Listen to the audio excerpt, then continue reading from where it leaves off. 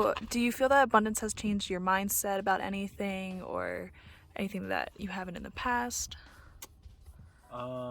I feel like the more abundant I feel, the more I want to give, and just that feeling of being able to give back has been, I feel like, the most fulfilling thing that anyone can do.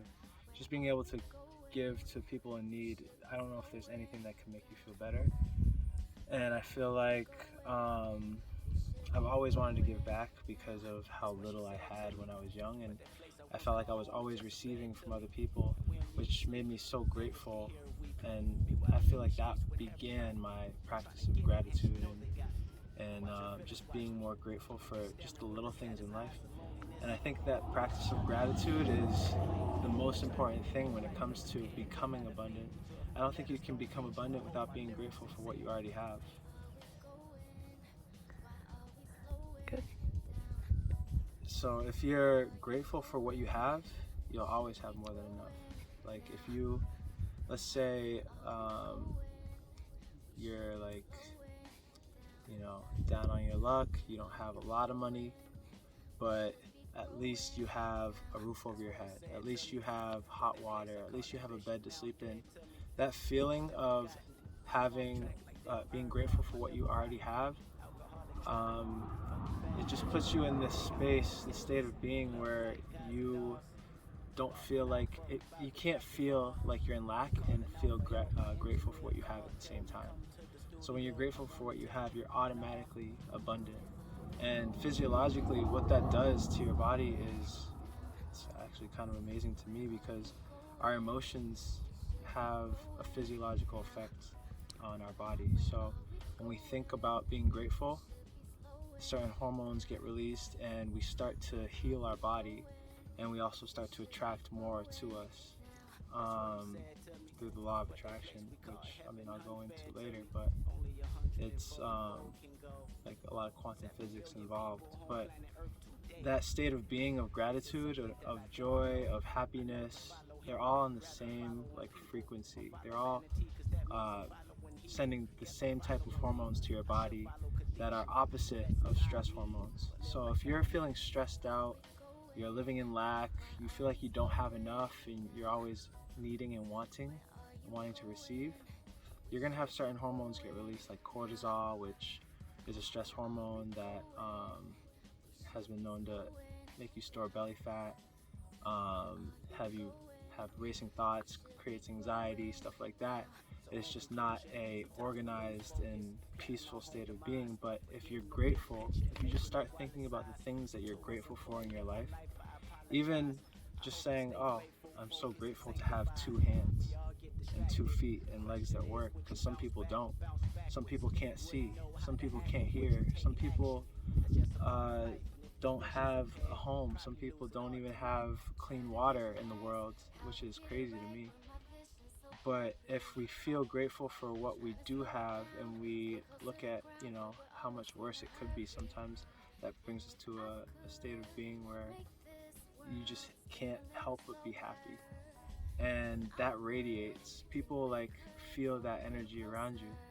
I feel like how many times have you ever been around someone that is just grateful for everything they have, and they're not like complaining about what they don't have? Like you feel a different way around that person versus the person who is always stressed out, always high strung, and it actually is contagious. I think both ways it can be contagious, but like you see a person who is really happy, they walk in a room smiling and you can feel their energy right away. And so I feel like to practice gratitude is really important because not only does it affect you positively, but it affects all the people around you positively. And which is why I wanted to even do this Abundance University, so people can learn how to elevate their state of being. So then it's contagious to the people around them, and it's just like spreads like wildfire.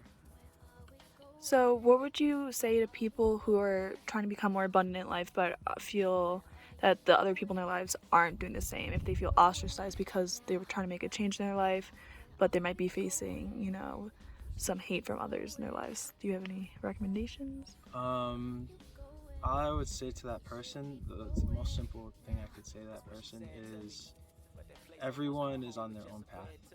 You can't really compare yourself to anyone. No one can really compare themselves to you because you are the only person to ever live that has your perspective. So everything that you do only has to do with you, and everything that another person does only has to do with them. So that means if they do something negative or hateful towards you, you know that it's a reflection of them and not of you. So all you can do is try to focus on what you can control. I feel like controlling what you can control and accepting what you can't is a huge part of being grateful. So what can we control? The only things we can control are our actions, our words, our thoughts, and how we react to situations. So if you focus on those things, controlling how you feel, how you think, what you do, how you treat other people, and you focus on the positive energy that you can put out, the law of attraction says you're going to get that right back anyway. So if someone's being negative and nasty to you, the best thing you can do is not reciprocate that energy, but think greater than that energy, think greater than that negativity, and be really aware of what you're thinking and try to be as positive and loving towards that person as possible, because at the end of the day, if we have hate towards another person, it's a self-reflection. We're actually hating ourselves. And if you think of it on an even bigger scale, like, we are all actually the same thing. We're all just made of energy. So since we're all the same thing, that means if I hate you, I'm actually hating myself, because you're energy and I'm energy. There's no separation between us or anything else in the whole universe. Everything's made out of energy. So I would say to that person, just focus on being as loving towards that person that's sending negativity towards you, and just watch what happens. If you react with love and they're reacting with hate, I guarantee they either fall away from your life or they respond with love as well. What personal experience have you noticed in your life since you've welcomed abundance and gratitude with the law of attraction that you've been mentioning?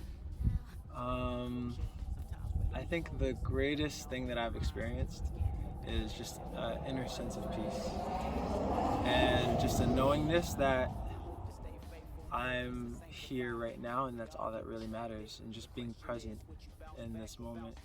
I feel like when that happens, you kind of just, and you focus on controlling what you can control. You let go of all the stresses, all the things that you're resisting in life, all the worries that you might have in the future, all the things that you might be thinking about in the past. Those stuff all go away. And when you're just here in this moment, you can really savor what's around you. Savor the fact that you're alive, that you have all that you have, and you're grateful for it. Then what other moment could there be? There's only this moment right now. There's no other moment. So that means you're right where you want to be. How do you practice gratitude? I practice gratitude. I think one of the best ways to practice gratitude is by starting your day off with just saying to yourself in your head out loud, or maybe writing down everything, or maybe like 10 things that you're grateful for, and why. I think the why part is really powerful. And also, I have a rock. I read this book called The Secret, The Magic, and it tells a story about a guy who had gratitude rocks, and whenever he would grab the rock, he would think of everything he was grateful for. So I got a rock, it's a nice smooth one, and I have it by my bed, and every night before I go to bed, I grab the rock, and I literally list everything that I'm grateful for that day, or maybe just in my life. And it usually consists of my health, my family's health, that I have a roof over my head, food, clean water, a shower that has hot water and good water pressure, a clean toilet, like stuff like that. It's just like the little things, bed sheets, a blanket. I just go through every single little thing that I can think of, and I say what I'm grateful for every night before bed. And I try to do it as well when I'm in the shower in the morning. I think before bed and in the morning when you wake up is a good time to do it, as well as any time throughout the day. But I think when you do it Right when you wake up, you start your day on a good mood, and you start your day with the expectation of being grateful for everything that you have throughout the day, and it's like a constant reminder in your head. And then when you go to bed, you end your day on a good note. So not every day is going to be perfect, but if you end your day with gratitude, at least you remember that even though it wasn't perfect, at least I still have everything that I have. So I think that's the best way to practice gratitude.